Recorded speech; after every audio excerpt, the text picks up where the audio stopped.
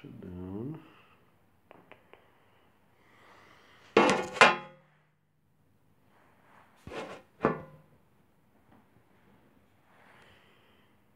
I'll be able one day to talk about the funny stuff we did to do a show.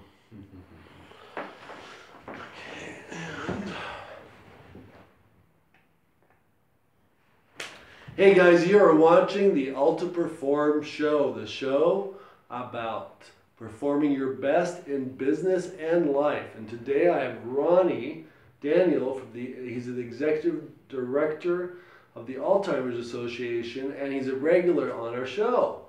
Great, good to be here. Yeah, Thanks. thank you. Appreciate it. We did just a radio version. We're also on the radio on iTunes and iHeart. You can find us on there, or you can actually just Google Alta Perform, one word, and everything shows up. Wow, that's awesome. Yeah, and everything shows up. You can even listen to it on Google. This show will pop up on Google. I forgot to tell you that. That'll be good. I wonder. I checked it out a week ago. I'm like, yes, I own it. So you don't have to even put show anymore. Just Alta Perform. That's nice. Yeah, Very cool. really I'll cool. definitely check that out and link to it. So Ronnie knows so much about Alzheimer's. And now, I know I asked you this before, and I hear it commonly, and I see it the same. Is Alzheimer's and dementia the same thing? Yeah, well, hand in hand? It does go hand in hand. So dementia is not really a disease. It's more of a list of conditions. And so in order for someone to be diagnosed with dementia, they have to have some factors that are going on that impact their daily life. So issues with memory, issues with vision, issues with mobility. So if a doctor sees those things in their lives, they might diagnose with dementia. But dementia is really just an umbrella term, kind of like the word cancer is an umbrella word, and underneath that are all the different types of cancer. I see. If a doctor told you had cancer, you'd want to know specifically what kind of cancer, right? Because they can't really treat it without knowing where the cancer is Is it affecting lung body. cancer? Is it heart cancer? Right, so dementia is that same kind of word, and underneath that umbrella are all different types of dementia. So Alzheimer's dementia is one of those types, and it's the most prevalent type. It accounts for about 80% of all types of dementia. But you also have other types of dementia like frontotemporal dementia. You also have vascular dementia. Sometimes dementia can even be brought on by a traumatic brain injury. And so they all fit underneath that umbrella, but Alzheimer's is the most predominant kind, so that's why it gets most often referred to. I see. Yeah. It's good to know. Yeah. And it's fun. It's a fun disease to. I mean, I could only imagine what it's like for my dad. So my dad has been dealing with that for the past. How long does it usually? When does it actually show up? So 5 years, 10 years ago? Yeah. So usually, most people from the time they're diagnosed until they end up passing from the disease, on average, is about 6 to 8 years. So it just depends on when they get diagnosed within the thing. But there's been people who've lived for more than 20 years with the disease. And some that pass away very quickly, and so it just really depends. We often say that if you meet 100 people with dementia or Alzheimer's disease, you've seen 100 different types of Alzheimer's disease, because no person progresses through this disease the same as another person. It's and I've seen that. Like I was telling you how I've taken my father to the hospital a lot last year, and we'll probably talk about my dad a bit on that's show. fine. No problem. But That's good. and I saw how when his conscious mind was disrupted and he was confused, his subconscious mind reacted, like where he was fine while he was in the hospital, and all of a sudden he started having more things to deal with. He had to have a catheter put in, he had to have a feed to put in, he forgot how to swallow. Yeah. And the doctors said he wasn't going to let it past a week or two. They were going to take the feed tube out, and he was done. Well, it's been 10 months since then. Wow. Well, and that's true. I mean, the pathology of this disease progresses differently for every person. So it starts for Alzheimer's disease predominantly in the memory centers of the brain. That's why memory issues are so often associated with that. And it's short-term memory that goes first. And then the disease kind of progresses through other parts of the brain. It'll start to impact behaviors, and so a person who's normally mild-mannered might all of a sudden become, very angry or very disruptive. And then it goes into other parts of the brain, and so psychosis, and people start you'll see weird kinds of hallucinations and things like that. And then eventually it'll go all the way down into the hippocampus area and start to impact breathing and swallowing and some of those really core functions that your hippocampus controls. And then actually most people end up passing away from a condition like that. Their body forgets what to do and stuff. Exactly. Yeah, and so that's usually how they die, but it's brought on because of the. I forgot how fun this show will be for me. By the way, this is what you can expect. Yeah, exactly. And but it's interesting that you say that though, because that's a lot of people fear that, knowing what this disease might do, but in reality, most people when they have a clear understanding of what the disease is and what it will do, there's a sense of comfort that comes with that. Yeah, it's going to be hard, and but you know what's coming, and you can know how to better deal with that. The Alzheimer's Association publishes every year what we call our facts and figures, and the 2018 version of that just came out this week. Where can you get that? So you can go just on our website at alz.org. And it's right there on the front page, and click the facts and figures. That's alz.org, and you can click on the facts and figures. Right. And also, I forgot to mention, if you want to call in, you have any questions, that's okay. Sure, absolutely. Yeah. And comments on Facebook, you can put comments in there, and I'll be reviewing it. So I look like I'm not paying attention. I'm really paying attention. Yeah. But go ahead and put it in the comments, and I'll get it. And when we can, we'll ask the question. Sure. And you're welcome to call in 713-955-0531. That's 713-955-0531. Right. So what I was going to say is, in this latest report, it actually highlights the huge financial impact of having an earlier diagnosis. So you know early on if you have the disease, and if you're a family member caring for someone with the disease, if you know early on, it's estimated in the United States that over the next 10 years, if we were to have earlier diagnosis, we could save $9.7 trillion trillion dollars in healthcare costs, just simply by knowing earlier what this disease is, because you can better manage care. And even though we can't yet find a way to cure this disease or slow it down, there's things we can do to help improve quality of life. And so that's the importance of getting an earlier diagnosis. Well, what do we know? Like you mentioned, have a better chance to figure that out. Yeah. I mean, I imagine if all that money was funneled into that.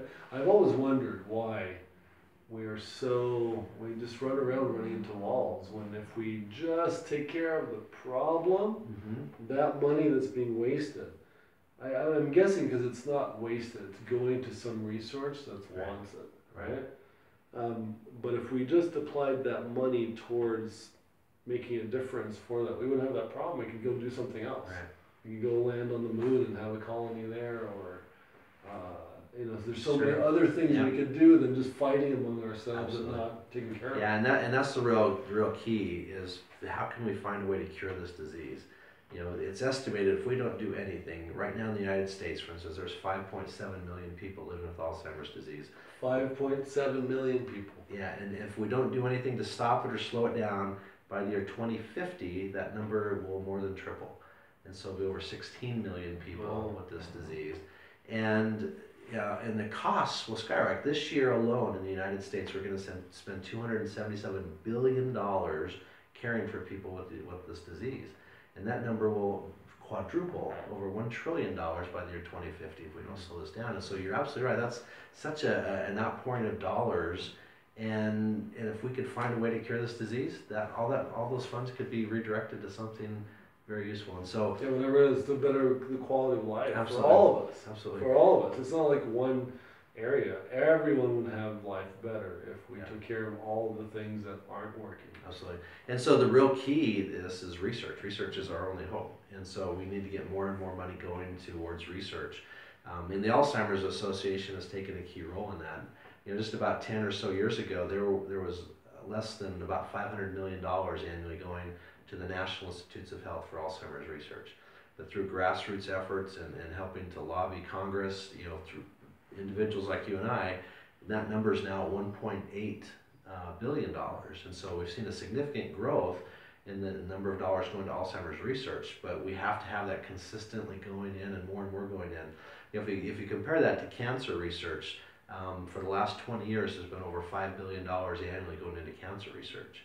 And we're starting to see some big impact from that. You know, you hear all the time about people beating cancer, or it's in remission, or people are surviving, which is awesome. You know, that's wonderful. Once when you heard cancer, it was a death sentence. It was, but now people are surviving cancer all the time. I'm very confident in the next 5 to 10 years we'll get that same point for Alzheimer's disease. It's just now that we're as a nation, as a world, we're focusing on this disease. You know, if you think about it, you know, let me just give you a comparison in what impact research has. When you think about cancer, over the last decade, the number of deaths caused by cancer have decreased by 11%. In that same time frame, the number of deaths caused by Alzheimer's disease have increased by 123%. 123%. Yeah. Wow. And so, but the big difference there is because there's been such this focus for the last 20 years on cancer research. So my father forgets how to swallow if he had passed away, and Knock on wood, yeah. he's not going to. I mean, today anyway. But anyway, what would they say he died from Alzheimer's, or would they say he died because he couldn't swallow? It depends on the doctor. I forgot the technical term for the swallowing. Yeah, aspiration. Aspiration, yeah. exactly. And so it really depends on the doctor.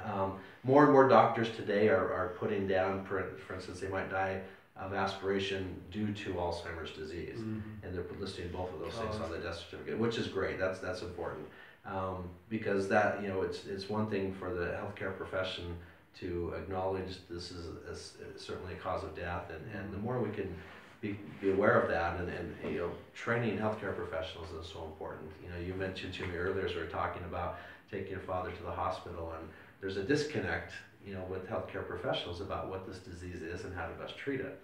And I'm guessing, you know, now that we're thinking about it, because we've been going to the University of Utah, and they're top notch there. Yeah. They're not trained in it.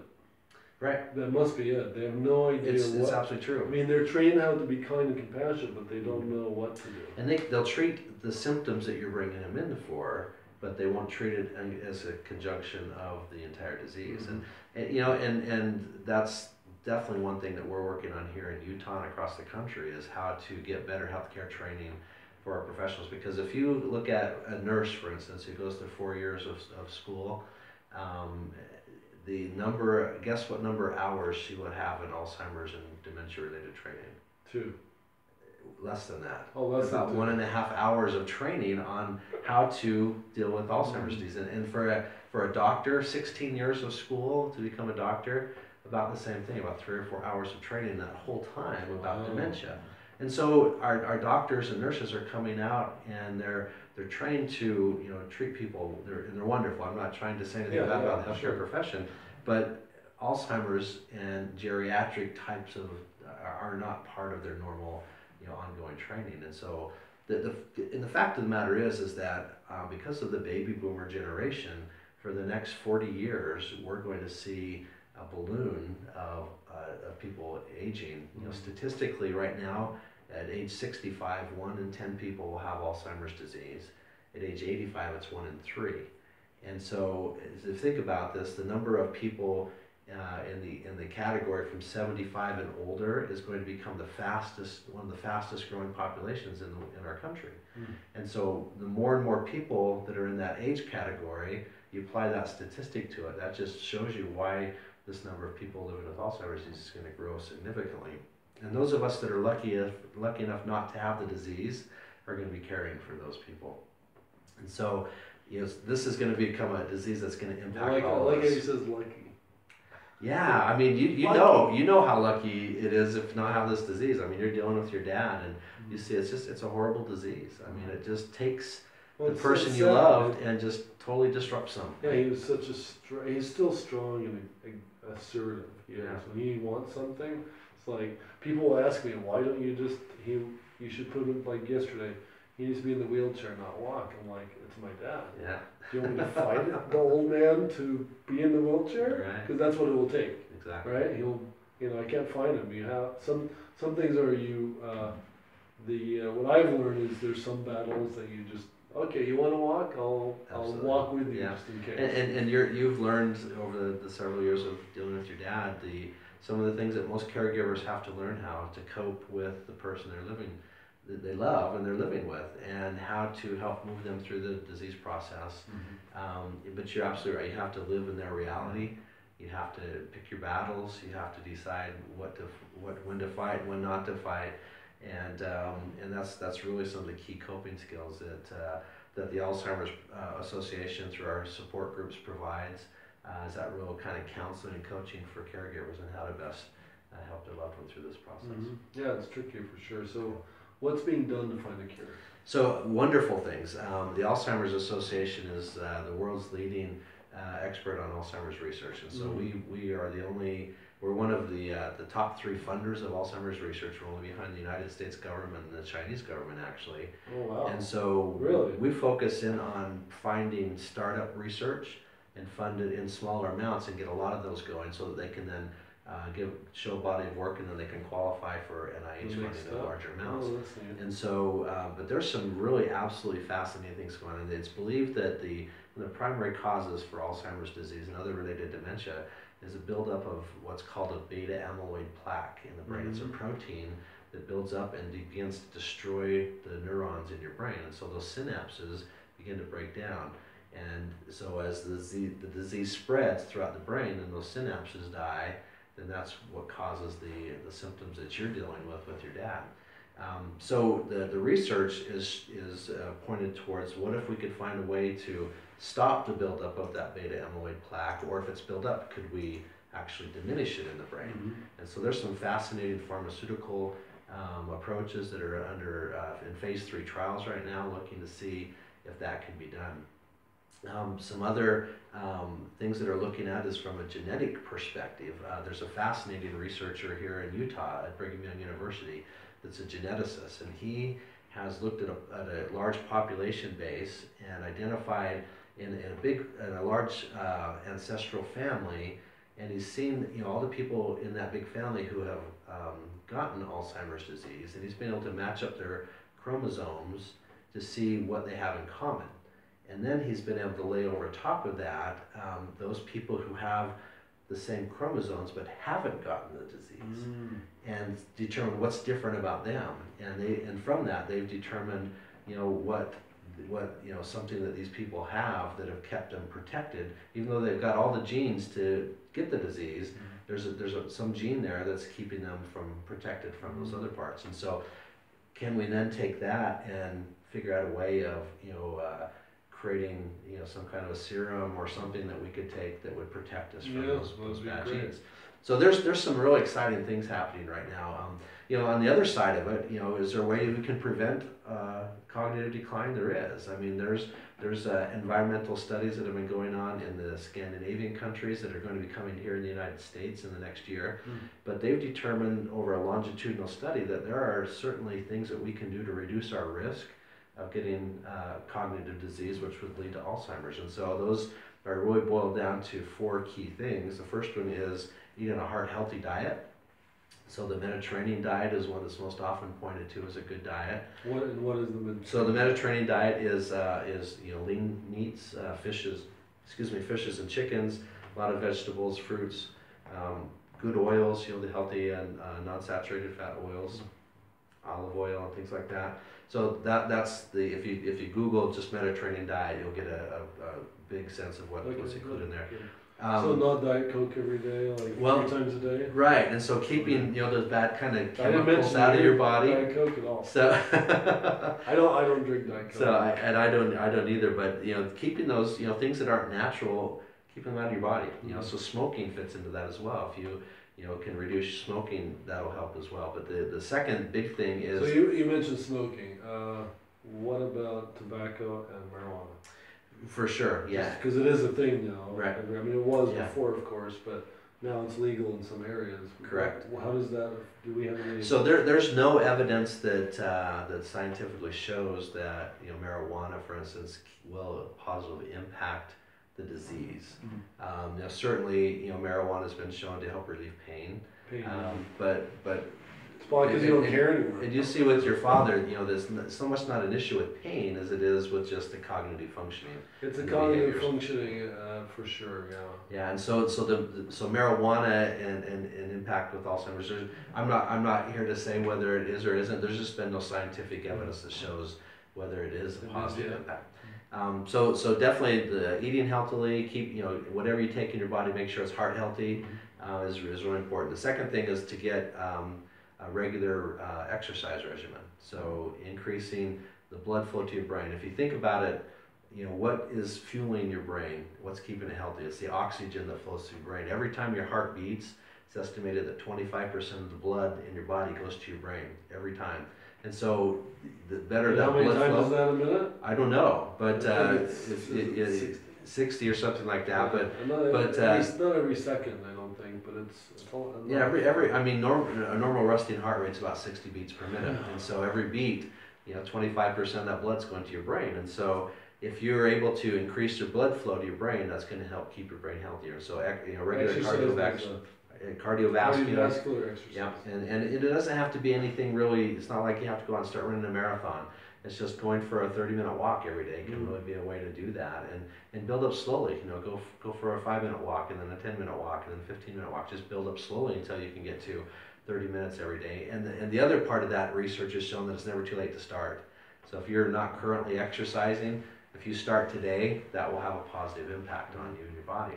So eating healthily, exercise. The third thing is making sure that you continue to exercise your brain, to stimulate your brain cognitively, to learn new things. And so part of that could be doing puzzles like Sudoku and the crossword puzzles and things like that, but more importantly, it's learning new skills. And so if you've never been a piano player, learn how to play the piano, or learn how to knit, or learn how to do some other hobby, because that process of learning builds new neurotransmissions in your brain. And so if your brain does have those buildup of beta amyloid plaque, you're becoming more elastic in your brain, and you can help get around those damaged areas of your brain.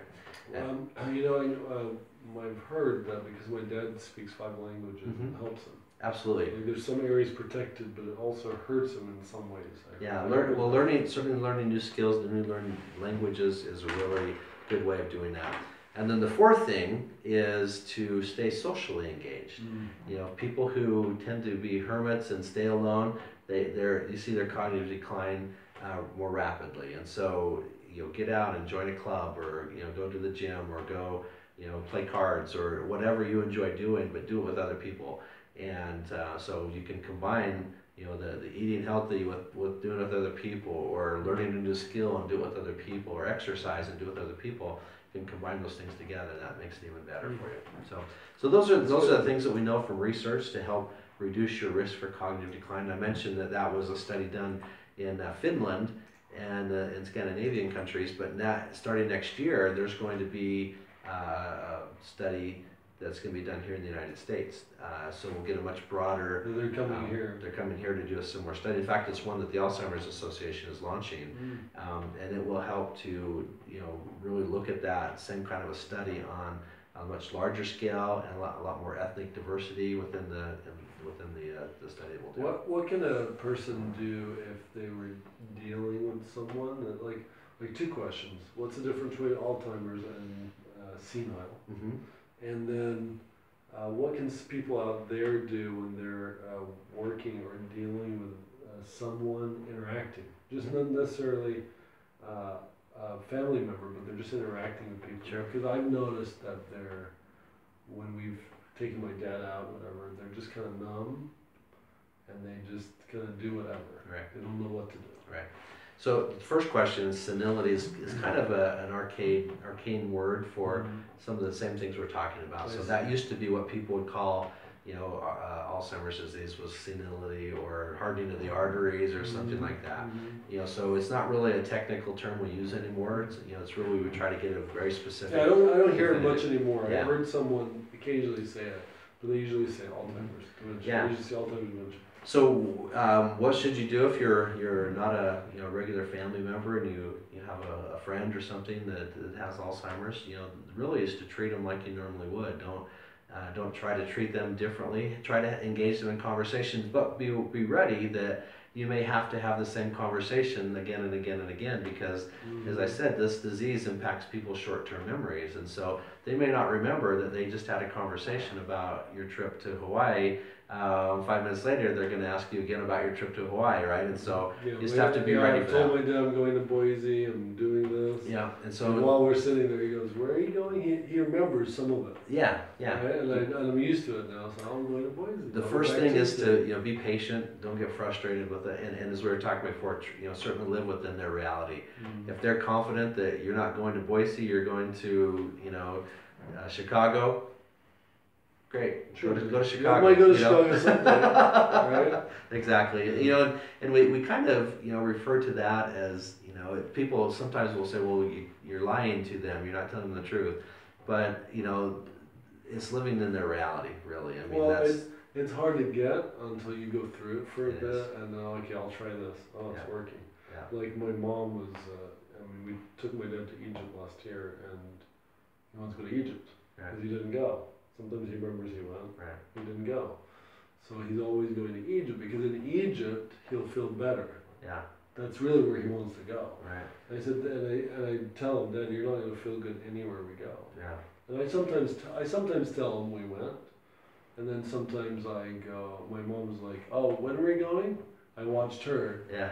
And I told her she has a mental illness too, but she's like, "When are we going? Tomorrow? Okay, tomorrow. We'll talk tomorrow." I'm like, "Mom, don't tell me." She's like, "No, it's okay. Yeah, I was gonna forget." Right. So, and then you can bring it up and talk about it day after day, and that will help them to feel calm about it. But if you try to fight with them about it, that gets them agitated and really makes the situation worse. Why are you trying to control me? Exactly. We need it. I was just working with one of our clients yesterday. Who I was talking to the caregiver, and the caregiver was saying, my husband has always been the one that controlled our finances, always had to be in control of that, and obviously now he can't any longer. But he gets upset when he can't sit down and write checks and pay the bills. And so a solution that we suggested to her and that she tried, now she was kind of coming back reporting saying it worked, was she just found an old checkbook, and she would give the account that's closed, and so she let him go through the bills and write the checks. What happened afterwards, he didn't know about. She didn't mail him. She didn't mail him, obviously. She kind of just, but it let him go through the process of things that were familiar to him, and that helped to calm him down and make him feel like he was still doing what he was doing. And it's, it's living in that reality that they're having and letting them feel like they're still contributing. Yeah. Great. Well, that was a half hour. Oh, good. Oh, it's amazing. Whenever I talk to you, it takes time. It's good. So where does the Alzheimer's? We're going to wrap up, but where does the Alzheimer's Association get their funding? So we're a nonprofit organization. So the vast majority of our funding comes through events that we do, like our Walk to End Alzheimer's, and they're typically held in the fall of the year all around the country. There's over 600 walks nationwide, and so again, if you just go to our website at alz.org and find. Just look at the little tab that'll pump up on Walk to End Alzheimer's. You can start a team and get engaged with the walk that's in your area. Now we have the Utah one that's on this link for Facebook, and we also have on the audio version. Can we go there too? Absolutely, yeah. Just go to that link, and it'll actually, the first thing it'll bring up is find your walk, and so you put in your zip code or your address, and it'll take you to the walk that's nearest you, and then you can get engaged there. That's great. Yeah, if you're here in Utah, we have actually 8 walks that we're doing. We're all the way from Logan down to St. George, and so they'll start the last. Well, how does the walk work? I haven't done one for a while, but so people people just sign up, and there's no specific requirement for you to raise money. This is more about engagement and building awareness. But certainly, as you announce to people online that you're walking and ask for their support, you'll start to see $5, $10, $25 roll in from people that want to support you, particularly your family and friends. And most of our teams are walking either to honor someone who's currently living with the disease or walking in memory of someone who's passed from the disease. And so as they spread that information out to family and friends, they'll find that a lot of people are willing to support what they're doing. And those funds go to the local chapter where you live to help them provide the care and support services that the Alzheimer's Association has. That's great. What can people do to help the organization besides the walks? What So, else so is walk is certainly good. I would certainly recommend people to go to our website and just become educated. As we raise awareness about this disease and people are able to connect to the resources, then they can talk to other people and help connect them. So become familiar with our resources on alz.org. And also, one of the things that I forgot to mention is we have an incredible 24/7 helpline that people can call anytime, day or night. Yeah, you saw that. See, and you there's were watching me. Yeah, and so it comes up, and they can reach that into they can get help in 200 different languages and dialects. Oh, And so wow. there's an incredible source there. So that number is 800-272-3900. People can get connected there, and all that's free of charge. There's no cost to be involved with that, and all of our support groups, all of our community education programs are all free. So so we raise money to And help. they do. I called. They're very helpful. Sometimes they call you back, but they call you back. Absolutely. And they're very helpful. And I was like, I don't know what to do with my dad. Yeah. Right at the beginning of it, because he was so, like you said, he was in charge. Yeah. You can't take it away. So the from people him. you'll talk to, as Adam, are their master levels clinicians and social workers, and so they've been there, done that. They know how to help coach people, and so you can say, "Here's my problem," and you walk away with multiple strategies on how to best deal with that. So Yeah, for sure. It was really good. Yeah. Well, thank you so much for My being pleasure. on. I'll wrap Thank all you. this up, so we'll be live here for a second still. Okay. Thank you guys for listening and watching to the Alt Perform Show, the show about performing your best in business and life, weekdays at 5 o'clock. You can find us on Facebook, iTunes, Twitter. Just Google Alt Perform and you'll see us there. See you later. Thanks, guys. Thank you. Thank you for using Blog Talk Radio. Goodbye. See ya. One day I'll have like a button I just click and it all closes. Yeah. Still have that one too.